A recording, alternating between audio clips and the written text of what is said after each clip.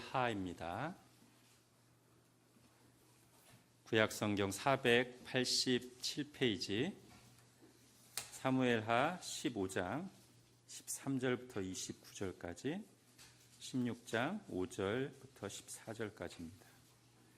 본문이 두 개인데요. 읽는 것은 앞부분만 읽겠습니다.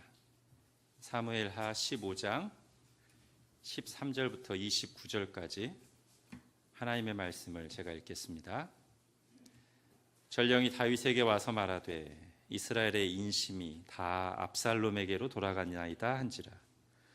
다윗이 예루살렘에 함께 있는 그의 모든 신하들에게 이르되 일어나 도망가자. 그렇지 아니하면 우리 중 한 사람도 압살롬에게서 피하지 못하리라. 빨리 가자. 두렵건대 그가 우리를 급히 따라와 우리를 해하고 칼날로 성읍을 칠까 하노라. 왕의 신하들이 왕께 이르되 우리 주 왕께서 하고자 하시는 대로 우리가 행하리이다. 보소서 당신의 종들이니이다 하더라. 왕이 나갈 때 그의 가족을 다 따르게 하고 후궁 10명을 왕이 남겨두어 왕궁을 지키게 하니라. 왕이 나가매 모든 백성이 다 따라서 벤메르하게 이르러 멈추어서니 그의 모든 신하들이 그의 곁으로 지나가고 모든 그렛 사람과 모든 블렛 사람과 및 왕을 따라 가드에서 온 모든 가드 사람 600명이 왕 앞으로 행진하니라. 그때 왕이 가드 사람 이때에게 이르되 어찌하여 너도 우리와 함께 가느냐. 너는 쫓겨난 나그네이니 돌아가서 왕과 함께 네 곳에 있으라. 너는 어제 왔고 나는 정처 없이 가니 오늘 어찌 너를 우리와 함께 떠돌아다니게 하리요. 너도 돌아가고 네 동포들도 데려가라. 은혜와 진리가 너와 함께 있기를 원하노라 하니라. 이때가 왕께 대답하여 이르되 여호와의 살아계심과 내 주 왕의 살아계심으로 맹세하옵나니 진실로 내 주 왕께서 어느 곳에 계시든지 사나 죽으나 종도 그곳에 있겠나이다 하니 다윗이 이때에게 이르되 앞서 건너가라 하매 가드 사람 이때와 그의 수행자들과 그와 함께한 아이들이 다 건너가고 온 땅 사람이 큰 소리로 울며 모든 백성이 앞서 건너가매 왕도 기드론 시내를 건너간 모든 백성이 광야 길로 향하니라. 보라, 사독과 그와 함께한 모든 레위 사람도 하나님의 언약궤를 메어다가 하나님의 궤를 내려놓고 아비아달도 올라와서 모든 백성이 성에서 나오기를 기다리도다. 왕이 사독에게 이르되 보라, 하나님의 궤를 성읍으로 도로 메어가라. 만일 내가 여호와 앞에서 은혜를 입으면 도로 나를 인도하사 내게 그 궤와 그 계신 데를 보이시리라. 그러나 그가 이와 같이 말씀하시기를 내가 너를 기뻐하지 아니한다 하시면 종이 여기 있사오니 선이 여기시는 대로 내게 행하시옵소서 하리라. 왕이 또 제사장 사독에게 이르러 네가 선견자가 아니냐. 너는 너희의 두 아들 곧 내 아들 아히마아스와 아비아달의 아들 요나단을 데리고 평안히 성읍으로 돌아가라.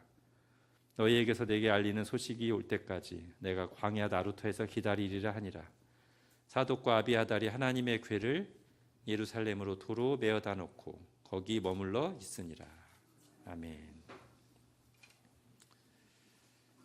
66권 성경 전체가 다 하나님의 말씀입니다만 그렇다고 해서 모든 성경 구절이 똑같은 중요성을 갖는 것은 아닙니다.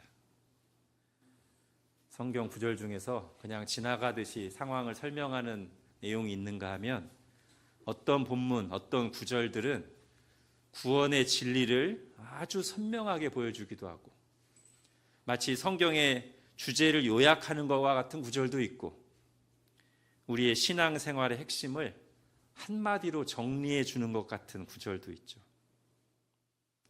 본래 하박국서에 처음 나오고 요즘 우리가 보고 있는 로마서에서도 반복해서 인용되는 구절도 그중 하나입니다. 여러분 핸드아웃에 하박국 2장 같이 읽겠습니다. 시작. 보라, 그의 마음은 교만하며 그 속에서 정직하지 못하나 의인은 그의 믿음으로 말미암아 살리라. 아멘. 의인은 믿음으로 산다.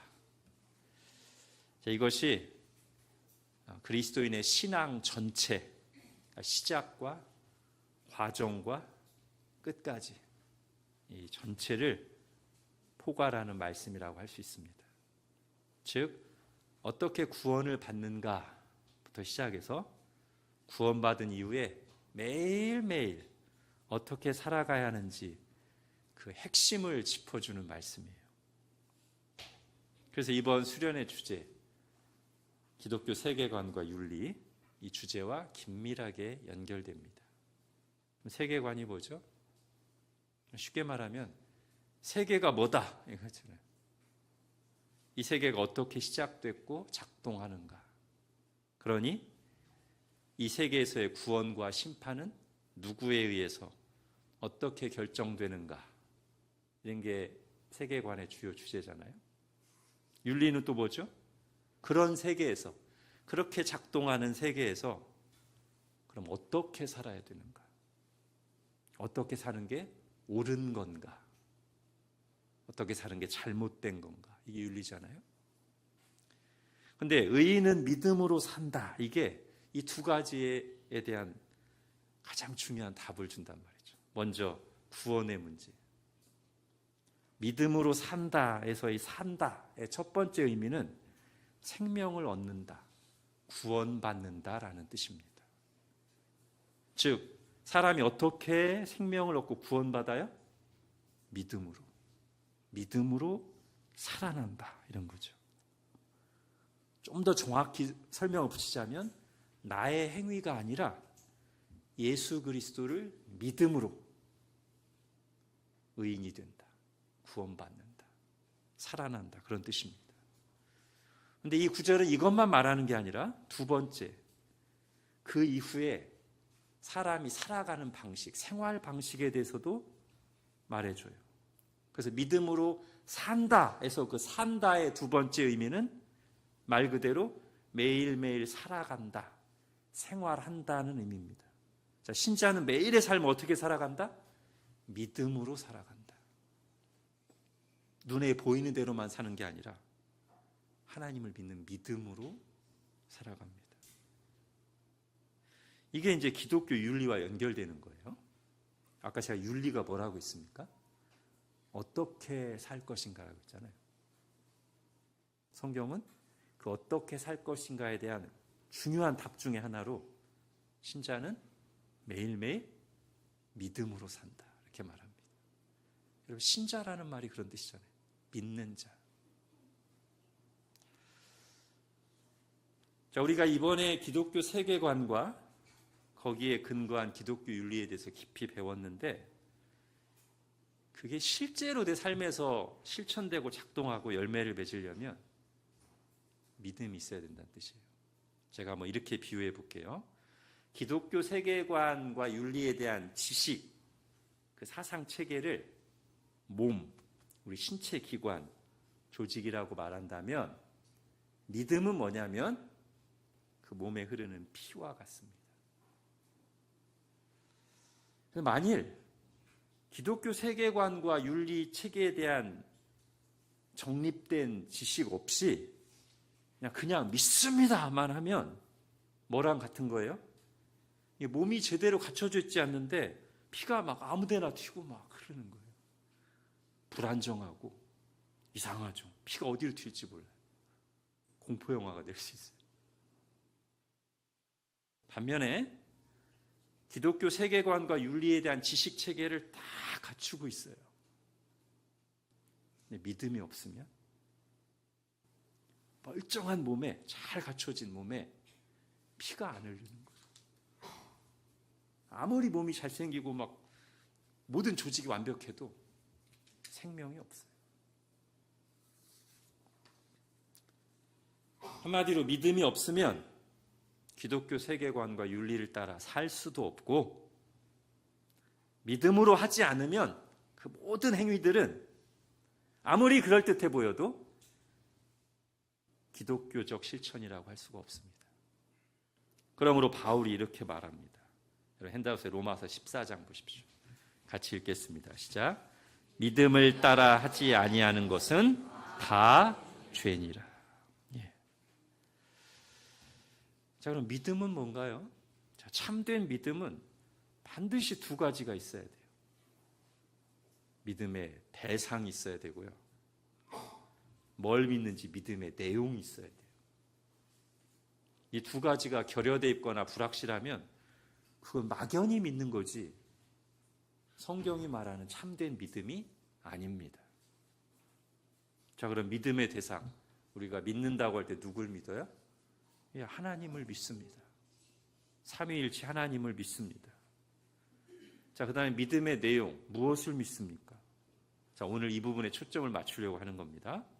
자, 우리가 믿는다고 할 때 성경 전체에 우리가 믿어야 될 내용들이 많이 나와요. 그 중에서 특히 우리가 매일의 삶에서 하나님의 말씀대로 살려고 할 때, 믿음으로 산다고 할 때 아마 가장 밑바닥에 두어야 될 그 믿음의 내용은 아마 이것일 겁니다. 하나님이 다스리신다. 뭘? 모든 것을, 온 우주 만물을, 모든 시간, 모든 장소에서 나를, 그리고 나와 관계된 다른 사람들과 모든 상황을 하나님이 다스리고 계신다. 이걸 믿는 거예요. 그리고 그것을 다른 말로 표현해 보면 오늘 설교 제목입니다. 모든 것이 하나님께 달려 있다고 믿는 거예요. 이게 우리가 매일매일 살아갈 때 가장 기초에 있어야 될 믿음입니다. 이 믿음이 어떤 삶의 중요한 기로에서 이거냐 저거냐 선택을 할 때, 억울한 일을 당하고 힘들어할 때, 성공과 실패의 시간을 걸을 때, 그리고 사람들과 관계할 때 이 믿음이 있느냐 없느냐, 이것이 굉장히 큰 차이를 가져와요. 결국 이 믿음이 있느냐 없느냐가 신자의 삶과 세상 사람들의 삶을 구별되게 하는 가장 큰 차이가 될 겁니다. 자, 오늘 본문이 이걸 잘 보여주고 있어요. 자, 이제 본문을 보십시오. 13절. 다윗이 충격적이고도 두려운 소식을 듣습니다. 아들이 반역했어요. 그리고 이미 이스라엘의 인심이, 많은 큰 세력이 그 반역한 아들 압살롬을 따르고 있다는 소식을 들어요. 자, 다윗이 지금 얼마나 위태롭고 다급했는지는 그가 신하들에게 하는 말에서 잘 드러납니다. 14절 같이 읽겠습니다. 시작. 다윗이 예루살렘에 함께 있는 그의 모든 신하들에게 이르되 일어나 도망하자. 그렇지 아니하면 우리 중 한 사람도 압살롬에게서 피하지 못하리라. 빨리 가자. 두렵건대 그가 우리를 급히 따라와 우리를 해하고 칼날로 성읍을 칠까 하노라. 예. 다윗은 몇 가지 긴급 조치를 취한 뒤에 서둘러 피난길에 오릅니다. 이 상황이 얼마나 처참하게 느껴졌는지 23절에 보면 다윗과 함께 가는 사람들이 다 큰 소리로 울었습니다. 그리고 그들의 목적지가 어디예요? 광야 길로 향하니라. 지금 광야로 내쫓기듯 나갑니다. 두려움과 막연함 속에서 한 치 앞도 안 보이는 상황이에요. 자, 그런데 이때 또 한 무리의 사람들이 다윗에게 나왔습니다. 24절입니다. 보라, 사독과 그와 함께한 모든 레위 사람도 하나님의 언약궤를 메어다가. 자, 지금 제사장들과 레위인들이 하나님의 임재를 상징하는 언약궤를 메고 다윗에게 딱 나오는 거예요. 얼마나 위로가 되는 상황입니까? 마치 하나님이 날 버리지 않은 것 같은, 하나님이 내 편인 것 같은 느낌이 들지 않았겠어요? 그래서 오늘 성경도 그걸 극적으로 표현하기 위해서 이렇게 썼습니다. 24절 다시 보십시오. 그냥 쓴 게 아니라 앞에다가 보라, 이 말을 붙였어요. 보라, 사독, 이게 제사장이에요. 제사장과 그와 함께한 모든 레위 사람이 하나님의 언약궤를 메고 지금 다윗에게 쫓기고 있는 다윗에게 나오고 있어요. 마치 영화나 드라마로 치면 23절까지의 상황은 한동안 막 위기감을 고조시키는 긴장된 음악과 함께 여기저기 막 처참한 상황들을 빨리빨리 화면을 바꿔가면서 보여주다가 갑자기 장엄한 음악으로 바뀌면서 느린 화면으로 저기에서 제사장들이 레위인들이 언약궤를 메고 다윗에게 탁탁 오고 있는 장면. 그런데 더 놀라운 것은 이때 다윗이 보여준 행동입니다. 다윗이 언약궤를 메고 온 제사장들에게 말합니다. 25절 왕이 사독에게 이르되 보라 하나님의 궤를 성읍으로 도로 메어가라. 아니 왜? 지금 이 상황에서 언약궤와 제사장들이 다윗 편에 있다는 것은 다윗에게 굉장히 힘이 될 수 있는 요소거든요. 이스라엘 신정국가잖아요. 그러니까 그 하나님의 임재를 상징하는 언약궤와 그 하나님을 가장 가까이서 섬기는 제사장들이 있는 편이 지금 이 두 세력이 대립하고 있는 상황에서는 권력의 정통성을 주장하기 좋은 상황이잖아요. 그리고 또 시간이 지나면서 백성들도 다윗과 압살롬 중에 누구를 따를까 생각할 때 근데 하나님의 언약궤와 제사장들이 다 다윗에게 있대 라는 사실을 알게 되면 그리로 마음이 좀 기울 거 아닙니까? 그러니까 언약궤가 딱 보라 언약궤가 다가왔을 때 오케이 언약궤와 제사장 데려갔으면 얼마나 좋아요. 근데 다윗이 단칼에 언약궤를 메고 오는 걸 지휘한 그 제사장을 향해서 하나님의 궤를 성읍으로 도로 메어가라. 그 성읍에는 지금 누가 좀 이따 들어와서 예루살렘 성을 차지할 거냐면 반역을 한 압살롬이 와서 예루살렘 성 차지할 거거든요. 그럼 다시 갖다 놓으면 제사장들과 언약궤가 누구 손에 있게 되는 거예요? 반역한 압살롬 손에 있게 되는 거예요. 근데 다윗이 그렇게 하라고 말합니다. 나를 따라오지 말고 언약궤 메고 나를 따라오지 말고 돌아가서 원래 있는 곳에 갖다 놔. 그리고 그 이유를 이렇게 말합니다. 여러분 25절, 26절 같이 읽겠습니다. 시작.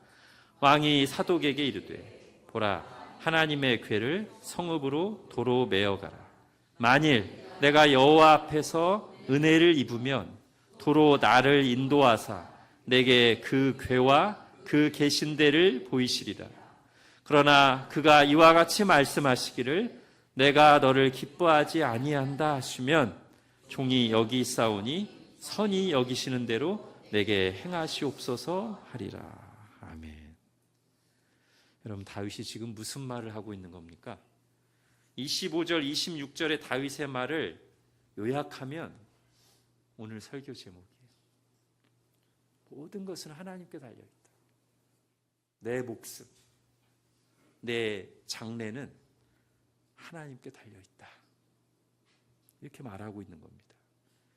자, 여기서 그러니까 잘 보셔야 돼요. 사실 이 장면에서 또는 우리가 삶에서 이런 상황을 겪을 때 말로는 하나님께 달려있다고 하면서도 잘못된 적용으로 갈 수가 있어요. 어떻게 할 수 있죠? 하나님께 달려있어. 그러니 하나님의 언약궤를 앞세우자. 사람들에게 언약궤를 보여서 하나님이 우리 편임을 사람들에게도 보여주자. 하나님께 달려있으니까. 이럴 수 있잖아요. 그리고 언뜻 언약궤를 앞세우니까 하나님을 의지하는 것처럼 보일 수 있어요. 근데 아니라는 거예요. 사실은 하나님이 아니라 눈에 보이는 언약궤를 의지하는 것이고 또는 하나님이나 언약궤를 이용하는 겁니다. 이미 이런 방식은 잘못됐다는 것을 성경이 보여줘요. 사무엘상 4장에 보면 이스라엘과 블레셋이 싸웁니다. 엘리 시대. 이스라엘이 첫 번째 전투에서 블레셋에게 패하죠. 그때 이스라엘 사람들이 어떻게 하죠? 다 그렇게 해요. 언약궤 가져오자. 언약궤 앞세우자. 그래서 언약궤를 전쟁터로 가져옵니다. 그리고는 이제 언약궤 앞세우니까 너희 다 죽었어, 우리 이겼어, 이런 마음으로 언약궤가 들어오자 와 함성을 지르고 막 사기가 충천합니다. 이겼을까요? 아니요. 그러고 나서 그 다음에 이어진 전투에서 첫 번째 전투보다 훨씬 심하게 패하고 심지어 그들이 앞세웠던 언약궤까지 블레셋에게 빼앗깁니다. 그건 하나님을 의지한 게 아니거든요. 평소에 하나님 말씀대로 살지도 않으면서 식당에다가 말씀 액자만 걸어놓으면 하나님 의지하는 게 아니라고요. 물론 오해하지 마십시오. 저는 여러분이 만약에 무슨 사업을 한다면 여러분 사업장에 믿음으로 말씀 걸어놓길 바랍니다. 저는 그리스도인임을 드러내시길 바랍니다. 그런데 액자만 걸어놓으면 안 되고 정말 내가 하나님께 받은 말씀, 내가 정말 믿는 말씀 걸어놓고 그 말씀대로 살아야죠. 그죠? 근데 그게 없이 평소에는 교회, 주일날 교회도 안 나오면서 믿는 사람들에게 팔려고 액자만 걸어놓으면 하나님 의지하는 게 아니에요. 이용하는 거지. 자, 다윗은 그렇게 하지 않았습니다. 그에게 있는 믿음은 하나님께 모든 것이 달려있다는 거예요. 그래서 지금 이 절박한 상황에서 만약에 하나님이 나를 내치시기로 했다면 내가 언약궤 가져간들 아무 소용이 없을 것이고, 만일 하나님이 나를 불쌍히 여기시고 은혜를 베푸신다면 내가 언약궤 안 가져가도, 언약궤 원래 있던 데 놔둬도 하나님 나를 다시 회복시켜서 예루살렘에 돌아오게 하시고 왕권을 회복시킬 것이다. 그렇게 믿었기 때문에 하나님께 모든 것을 맡기고 언약궤를 제자리에 뒀습니다. 자, 혹시라도 다윗이 언약궤를 대수롭지 않게 여겼다고 착각하지 마시기 바랍니다. 다윗만큼 언약궤를 소중하게 여기고 헌신한 사람은 거의 없어요. 사무엘 5장에 보면 오랫동안 수십 년간 시골 마을에 방치되고 있던 어떤 집에 있던 언약궤를 예루살렘으로 모셔오기 위해서 다윗이 3만 명의 사람들을 동원하고요, 엄청난 악기를 동원하고 정성을 다해서 언약궤를 모셔옵니다. 근데 뭔가 하나 실수가 있어서 사고가 발생해요. 근데 멈추지 않고 포기하지 않고 다윗은 다시 한번 내가 이 부분을 말씀에서 놓쳤구나 정신 차리고 다시 말씀에 근거해서 이번엔 제대로 레위인들의 어깨에 베서 언약궤를 예루살렘으로 모셔오면서 왕인데 나이도 적지 않은데 하나님 앞에서 막 옷이 벗어져라 막 춤을 춥니다. 어린아이처럼. 그런가 하면 그렇게 예루살렘으로 언약궤를 딱 모셔오고 보니까 그때 아직 성전이 지어졌지 않을 때라 언약궤가 장막에 있잖아요. 텐트 안에 있잖아요. 자기는 막 왕궁에 살고 있는데 너무 마음에 걸리는 거예요.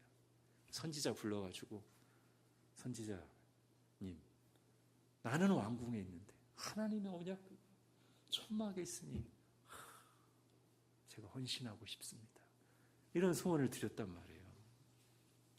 이렇게 그는 언약궤가 하나님의 임재를 상징한다는 걸 알았고 그 언약궤를 위해서 누구보다도 헌신한 사람입니다. 그러나 그는 하나님과 언약궤를 혼동하지는 않았습니다. 하나님이 명하셔서 만든 하나님의 임재를 상징하는 언약궤니까 그토록 소중하고 여기고 헌신했지만 언약궤만 옆에 두면 만사형통이라는 식으로 잘못 생각하지는 않았단 말이에요. 다윗은 하나님께 모든 것을 맡기고 의지하는 것과 하나님을 이용하는 것의 차이를 알고 있었습니다. 모든 것이 하나님께 달려있다는 것을 믿는다면 지금 이 순간 어떻게 해야 되는지 다윗은 알았습니다. 그리하여 기껏 언약궤를 메고 자신을 찾아온 이 충성스러운 제사장에게 돌아가 언약궤를 제자리에 둬라 라고 말했습니다. 지금 다윗이 겪는 이 어려움은 사실 근원을 찾아가면 다윗의 죄에서 비롯된 거예요. 그러니까 어떻게 보면 징계를 받는 과정이죠. 그렇지만 비록 징계를 받는 과정이지만 이때 다윗이 보여준 믿음의 행동은 우리에게 큰 도전과 깨우침을 줍니다. 하나님께 모든 것이 달려있다고 믿을 때 우리가 믿음으로 보여야 될 행동은 당장의 계산과 이익을 생각하면서 하나님이 기뻐하시지 않은 행동을 신앙의 이름으로 포장하는 것이 아니라 정말 하나님께 내 생명과 내 자리와 내 장래를 맡기면서 지금 이 순간 하나님이 기뻐하시는 행동을 하는 거예요. 자, 다윗의 이런 믿음의 행동은 잠시 후에 한 번 더 나타납니다. 우리를 읽지 않았지만 이제 두 번째 본문을 보겠습니다. 사무엘하 16장 5절부터요. 자, 다윗이 이렇게 쫓겨가고 있으니까 이때다 싶어서 다윗을 비난하는 사람이 등장했습니다. 사울 집안에 속했던 사람으로 시므이라는 사람이 피난길에 오르는 다윗 일행을 따라오면서 막 돌을 던지고 저주를 퍼붓습니다. 네 이럴 줄 알았다. 우리 집안을 작살내더니 너 하나님께 보응을 받는 것이다 하면서 막 쫓아오면서 저주하고 돌과 흙을 막 뿌려대요. 다윗 곁에 있는 장수들이 분노하면서 그런 시므이를 당장 죽여버리려고 합니다. 자, 지금 도망치는 중이지만 아직 다윗에게는 시므이 한 사람 죽일 수 있는 힘은 얼마든지 있어요. 근데 다윗이 주변 장수들에게 이렇게 말합니다. 자, 10절, 11절. 왕이 이르되 스루야의 아들들아 내가 너희와 무슨 상관이 있느냐? 그가 저주하는 것은 여호와께서 그에게 다윗을 저주하라 하심이니 네가 어찌 그리하였느냐 할 자가 누구겠느냐 하고 또 다윗이 아비새와 모든 신하들에게 이르되 내 몸에서 난 아들도 내 생명을 해하려 하거든. 하물며 이 베냐민 사람이랴. 여호와께서 그에게 명령하신 것이니 그가 저주하게 버려두라. 자, 제가 앞서 잠깐 언급했듯이 지금 다윗이 겪는 어려움은 다윗의 죄와 관련이 있어요. 그리고 다윗도 그 사실을 인지하고 있습니다. 그래서 지금 그의 입으로 내가 당하고 있는 이 어려움과 수모는 하나님의 징계라고 인정하는 거예요. 사람들 앞에서. 그래서 반역을 당하고 도망치는 이 고난뿐만 아니라 지금 이 순간 당하는 이 수모와 비난까지 나는 하나님의 징계로 받아들이겠다. 그러면서 다윗이 이렇게 말합니다. 자, 12절 같이 읽겠습니다. 시작. 혹시 여호와께서 나의 원통함을 감찰하시리니 오늘 그 저주 때문에 여호와께서 선으로 내게 갚아주시리라 하고 아멘.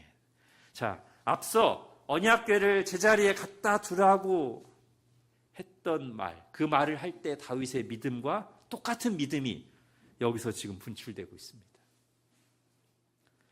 하나님께서 이렇게 고난을 당하며 겸손히 하나님의 징계를 받아들이는 나를 보시고 불쌍히 여겨주시기를.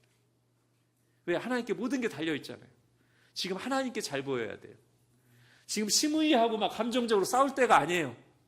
나를 여기서 건지실 분도 하나님이시고 이대로 나를 망하게 하실 분도 하나님이신데 모든 게 하나님께 달려있는데 오늘 하나님께 잘 보여야 되잖아요. 다윗은 겸손히 하나님께 이 모든 징계를 받는 자세를 보이면서 하나님이 이 내 모습을 보시고 때가 돼서 선으로 내게 갚아주시기를 이렇게 고백하고 있는 겁니다. 마지막 부분을 다시 보십시오. 여호와께서 선으로 내게 갚아주시리라. 자, 모든 것이 하나님께 달려 있다고 믿으며 하나님께 맡기는 사람에게 나와야 될 믿음의 고백이 이거예요.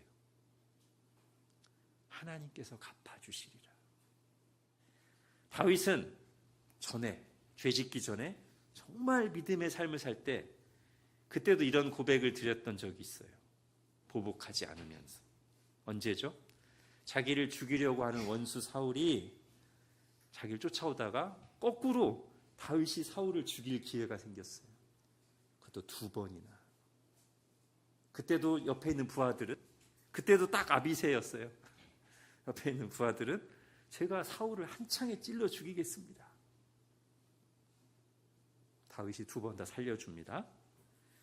근데 2번째 사울을 살려줄 때 다윗이 그렇게 했던 이유는, 하나는 사울 왕이 비록 나의 원수긴 하지만 하나님이 기름 부음을 받은 왕인데 내가 함부로 죽일 수 없다 하는 하나님을 경외하는 마음으로 그렇게 했고요.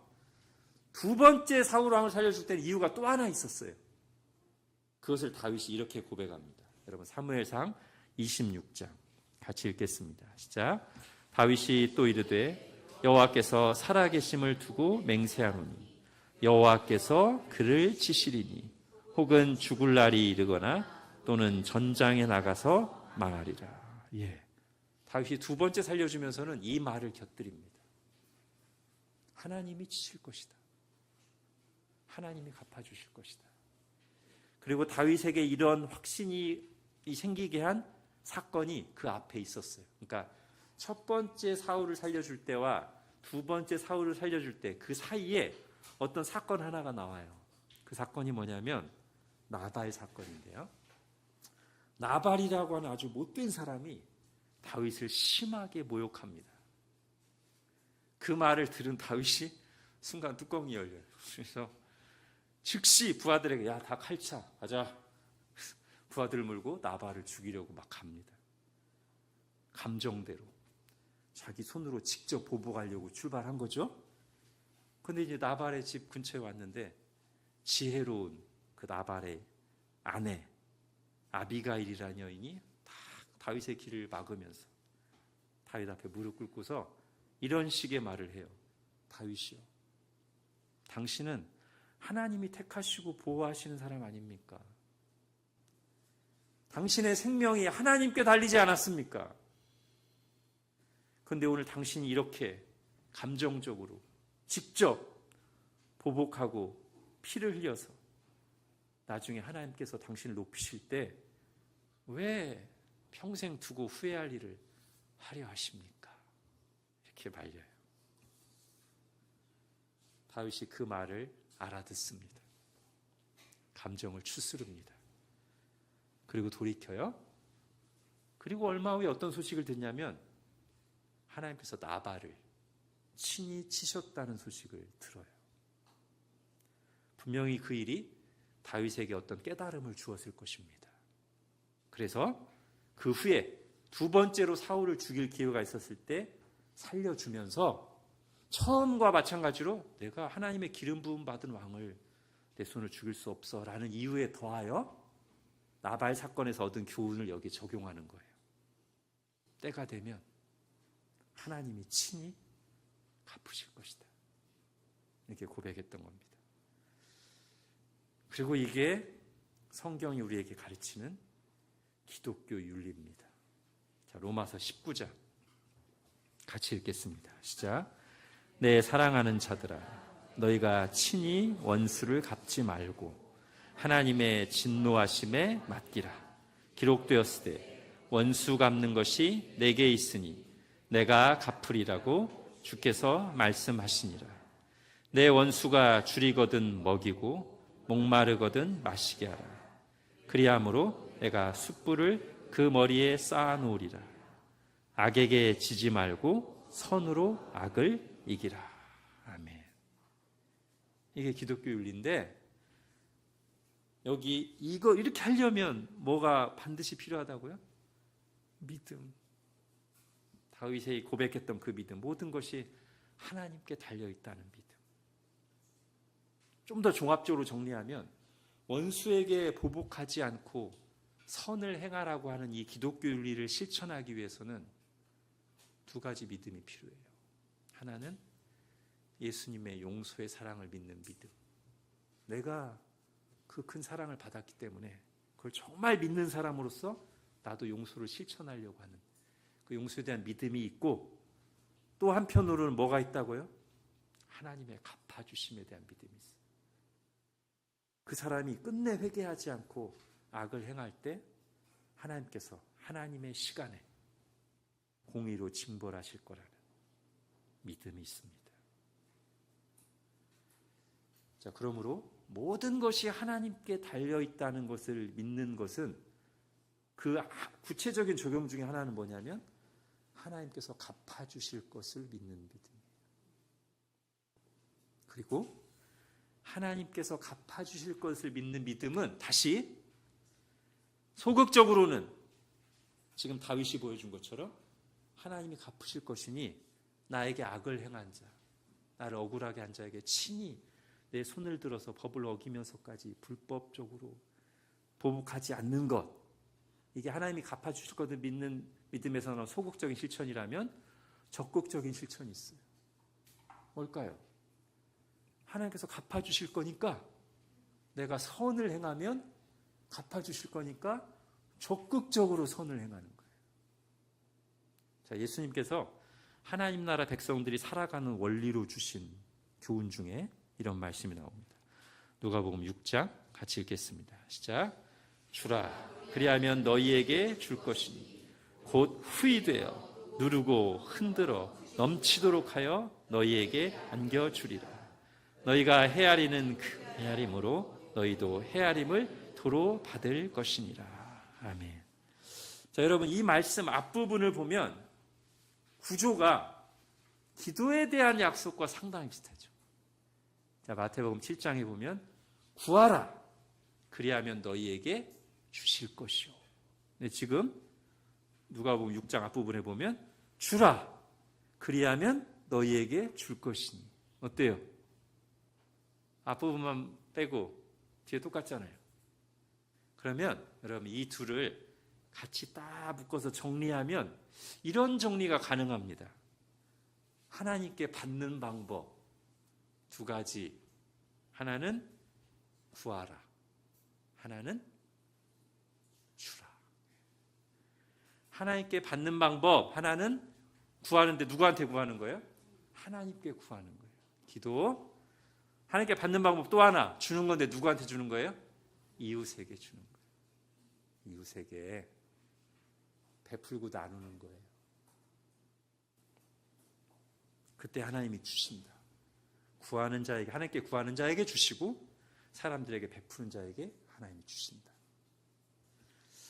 여러분, 저는 여러분이 기도에 대한 말씀 중에 한두 가지는 암송하시기를 바랍니다. 그리고 짝을 이루어서 6장, 누가복음 6장 38절 같은 말씀도 여러분이 정말 암송하셨으면 좋겠습니다. 저도 청년 때 이 말씀 암송했던 기억이 있어요. 주라, 그리하면 너희에게 줄 것이니 곧 후이되어 누르고 흔들어 넘치도록 하여 너희에게 안겨주리라. 아멘. 자, 이 말씀과 같은 내용을 잠언에서는 이렇게 말합니다. 잠언 같이 읽겠습니다. 시작. 흩어 구제하여도 더욱 부하게 되는 일이 있나니 과도히 아껴도 가난하게 될 뿐이니라.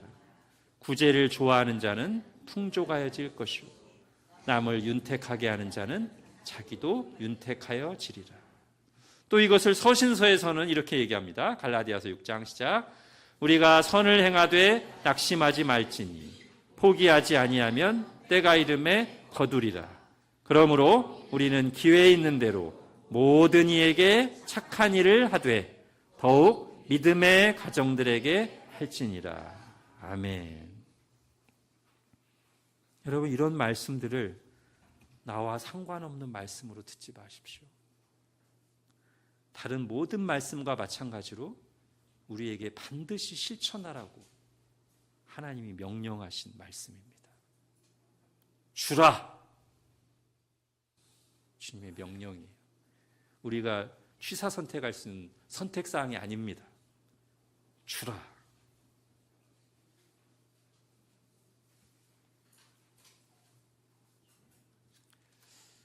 그래서 우리는 세상과 다르게 어떻게 생각해야 되냐면 배워서 남주자, 벌어서 섬기자.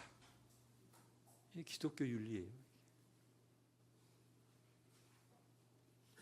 그러니까 우리가 지식을 습득하고 능력을 발전시키고 은사를 구하며 재물을 얻기 위해서 일하는 것은 하나님의 영광을 위해, 그리고 다른 사람 섬기기 위해 하는 거예요. 그리고 여기에 믿음이 필요합니다. 어떤 믿음이요? 하나님의 사랑을 믿는 믿음, 하나님께서 갚아주실 것을 믿는 믿음. 의인은 그 믿음으로 사는 것입니다. 여러분, 이 시대의 못된 생각에 속지 마십시오. 여기서 말하는 못된 생각이란 이기심, 자기중심적인, 나만 잘 살면 된다는 생각, 그걸 끊임없이 지지하고 부추기는 이 시대의 메시지들. 근데 여러분, 조금만 생각해봐도 우리 예수님이 가르침, 예수님의 행동과 정반대잖아요. 그거는.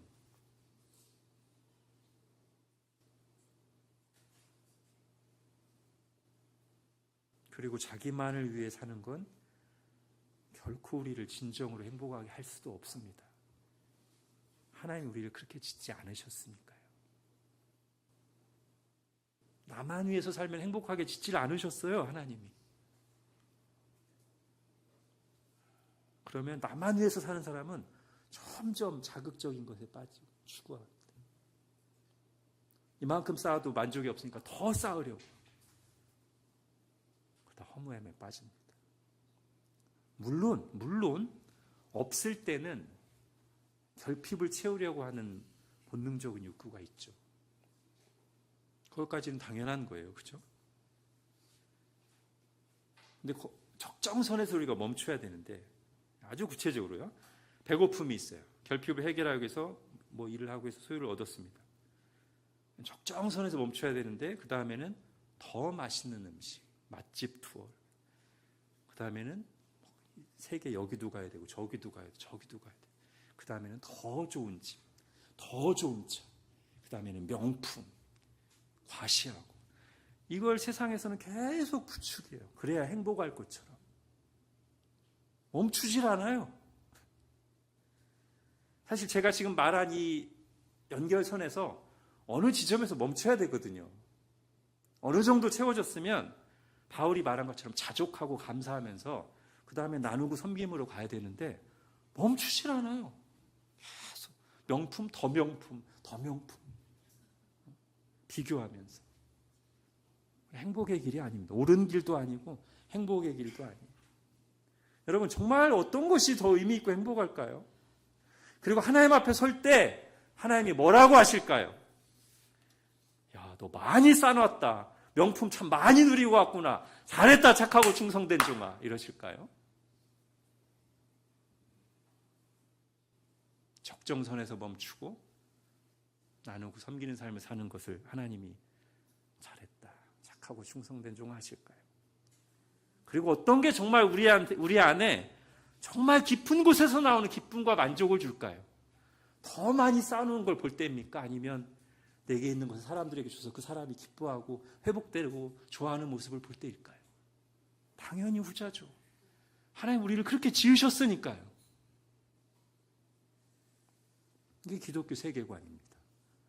하나님 우리를 그렇게 지으셨다. 인간은 그런 존재다. 자, 이런 생각을 하는 사람이 있을 수도 있습니다. 나도 줄 게 있었으면 좋겠다.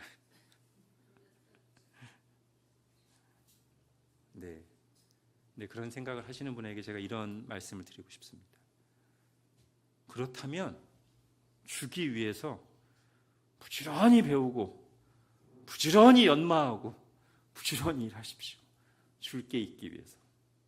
또 하나는 많아야만 준다는 생각을 하지 마시고 지금부터 주시기를 실천하십시오. 주님 말씀하셨잖아요. 주라! 그러면 너희에게 줄 것이니. 이 말씀을 붙잡고 지금부터 주십시오. 아주 작은.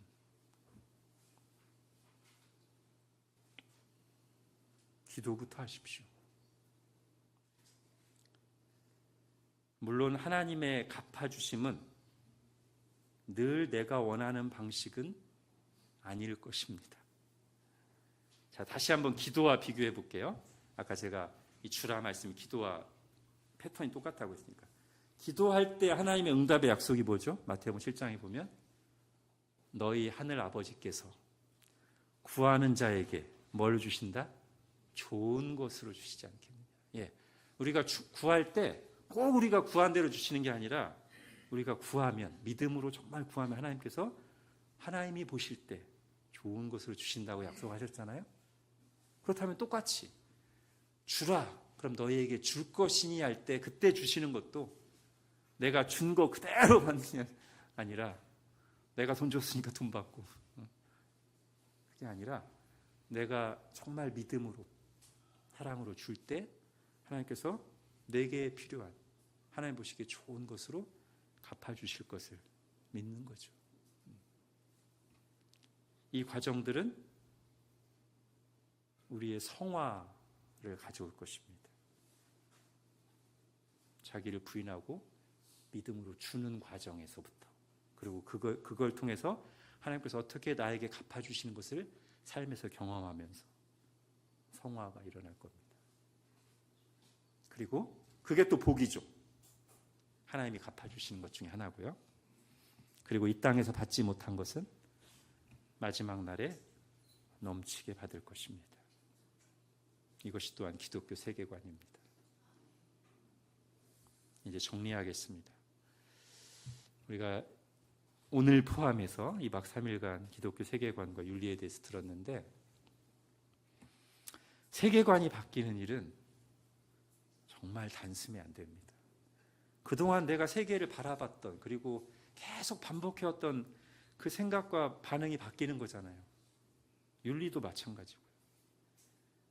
자, 하나님의 세계관에는 뭐가 있냐면 관성의 법칙이라는 게 있어요. 관성의 법칙을 만드신 분이 하나님이시니까 우리가 그걸 받아들인다면 우리에게 익숙했던 세계관과 윤리, 그리고 그 세계관과 윤리 속에서 우리가 행하던 사고방식, 말하는 방식, 행동 방식이 바뀌는 거 쉽지 않습니다. 지금까지 해왔던 대로 그대로 가기가 너무 쉬워요. 아주 정신 차리지 않으면. 더군다나 우리가 그걸 좀 실천해 보려고 해도 우리가 매일매일 접하고 있는 이 세상, 거기서 듣고 있는 메시지, 보는 영상들은 다 기독교 세계관 윤리와 상당히 충돌하는 다른 메시지를 굉장히 그럴듯하게, 아주 달콤하게, 강력하게 우리에게 던져준단 말이에요. 그래서 우리가 한 번 듣고 이해하면 삶이 바뀌는 게 아니라 계속 생각, 연습, 시행착오, 반복, 그 가운데서 하나님이 주시는 경험들을 하나하나 하면서 서서히 바뀝니다. 여러분, 믿음은 선물이지만 동시에 갈고 닦아야 합니다. 이상하게 들리십니까?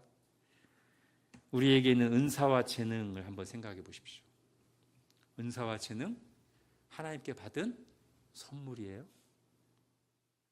그런데 그 선물은 계속 사용하고 내가 인식하고 연습하고 경험하고 단련할 때 점점 더 제대로 그리고 잘 사용할 수 있어요. 믿음도 딱 그래요. 그냥 한번 믿습니다 하고 되는 게 아니고, 물론 여기서 말하는 믿음은 구원받는 믿음을 말하는 거 아닙니다. 구원받은 믿음은 내가 개입할 게 없이 그냥 성령께 단번에 주어지는 거예요. 그런데 우리가 살펴본 살아가는 믿음, 매일매일 하나님께 달려있다고 고백하면서 그 하나님의 다스림을 받아가는 믿음, 하나님께서 갚아주실 것을 적용하는 그 믿음은 은사와 재능이 선물이지만 계속 그걸 내가 인식하고 사용하고 연습하고 단련해야 제대로 점점 더 잘 사용할 수 있듯이, 그 믿음은, 살아가는 믿음은 연습해야 돼요. 단련해야 돼요. 발전시켜야 돼요. 그래서 이 상황에서 내가 어떻게 하는 것이 믿음으로 반응하는 것일까? 그리고 그때 하나님께서 정말 어떻게 내 삶을 인도하시는지 그 이후 과정을 계속 봐야 돼요. 당장 안 나타나는 경우 많아요. 시간 지나고 나서 나중에서 그러고 보니까 하나님이 이렇게 응답하셨네. 그거를 잘 기록도 해두시고 사람들에게 나누기도 하고 묵상도 하시면서 역시 당장에는 아니었던 것 같지만 하나님의 말씀대로 되는구나. 이게 점점 쌓이면서 믿음이 자라는 거죠. 자동으로 되는 게 아니란 말입니다. 심지어 이 믿음을 실제 적용하려고 하면 우리 속에서 막 갈등이 일어나요. 당장에 손해보는 것처럼 보이는데 믿음으로 말씀대로 하려고 할 때 갈등이 일어나고, 당장 지금 감정적으로 막 보복하려고 내 마음에 상처 주는 말 했으면 한 10배로 막 센 말을 좀 해야 직성이 풀리는데, 그때 하나님께 맡기고 인내하고 기다리면서 선하게 말을 할 때, 그리고 하나님께서 줄 것을 기대하면서 하나님께 드려야 될 걸 드리고 사람들에게 나누고 베풀 때, 우리 속에 아주 실제적인 두려움, 망설임, 인간적인 감정, 아까워하는 마음, 계산 등이 막 일어나죠. 이때 대개 세상에서 들려오는 소리나 주변 사람들의 반응은 우리가 믿음으로 옳은 길을 택하도록 도와주는 게 아니라 당장 손해 안 보고 당장 감정대로 하고 당장 자기 자신을 위한 길을 선택하라고 계속 말합니다. 그래서 뭐가 필요합니까? 말씀이 필요하죠. 그런 세상의 소리와 내 속에서 일어나는 그 인간적인 염려, 욕구, 감정, 계산을 싸울 말씀의 검이 필요하죠. 아까운 마음이 들 때 주라! 그리하면 너희에게 줄 것이니, 암송한 말씀을 되뇌이면서 그 말씀 붙잡고 기도하면서, 그 다음에 인간적으로 보복하고 싶을 때 로마서 말씀 갚아주시죠. 하나님이 갚아주실 것이니 그에게 맡기라. 악으로 선을 이기라. 이 말씀의 검이 필요하다고. 또 뭐가 필요할까요? 그 말씀대로 서로 격려하고 기도하는 믿음의 공동체, 성도의 교제가 절실히 필요합니다. 그 말씀과 믿음의 공동체에 헌신하고 적극적으로 도움을 주고받는 것이 우리를 향한 하나님의 뜻입니다.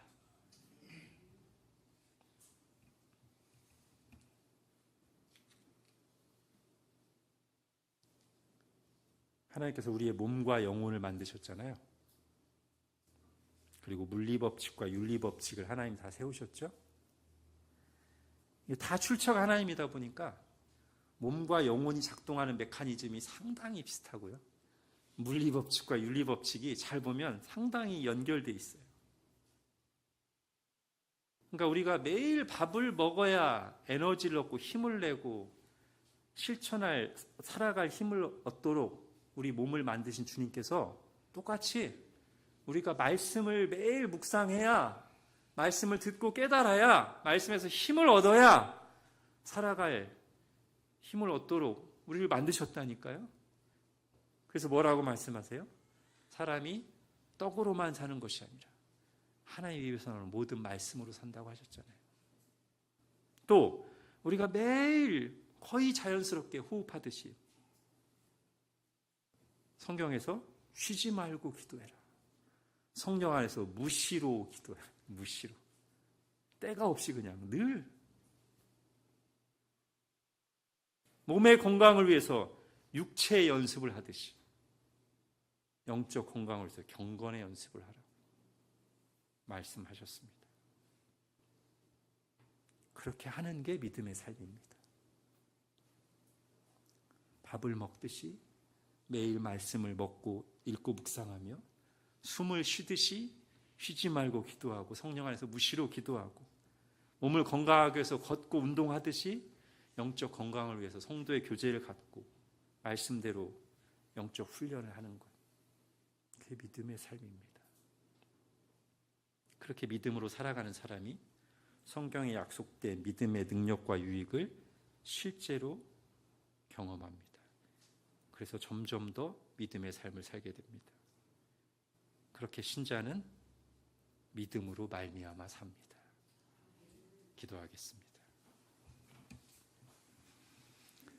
하나님, 오늘 다윗의 모습 속에서 믿음으로 산다는 것이 무엇인지를 다시 한번 봅니다.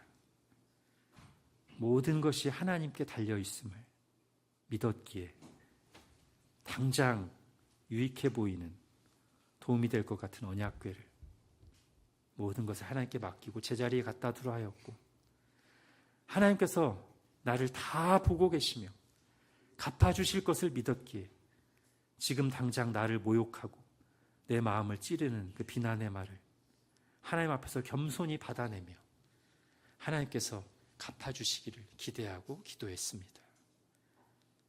하나님, 저희도 이 믿음으로 살기를 원합니다. 의인은 믿음으로 말미암아 산다고 하셨는데, 바로 저희가 예수 그리스도로 말미암아, 예수 그리스도를 믿음으로 말미암아 살아난 자들이요, 이제 하나님을 믿으며 살도록, 매일매일 하나님을 믿고 살도록 부름받은 하나님의 자녀들인데, 특별히 오늘 구체적으로 오늘 말씀에서 들은 이 믿음, 모든 것이 하나님께 달려있다는 믿음, 하나님께서 갚아주신다는 믿음으로 보복하지 않고 내 감정대로 행하지 않고 오히려 적극적으로 하나님 갚아주실 것을 믿으며 선을 행하는 그런 믿음의 삶을 살게 하여 주옵소서. 단번에 되지 않는다는 것을 너무나 잘 알고 있습니다. 그러나 낙심하지 않게 해주시고 하나님께서 우리에게 반복하고 연습하고 단련하고 성장하도록 우리를 그렇게 지으셨으니 우리가 그것을 겸손히 받아들이면서 단번에 안 된다고 낙심하는 것이 아니라 약속하신 하나님께 믿음으로 기도하고 구하면서 계속 연습하고 훈련하고 앞으로 나아가는 저희들 되게 하여 주옵소서. 예수님의 이름으로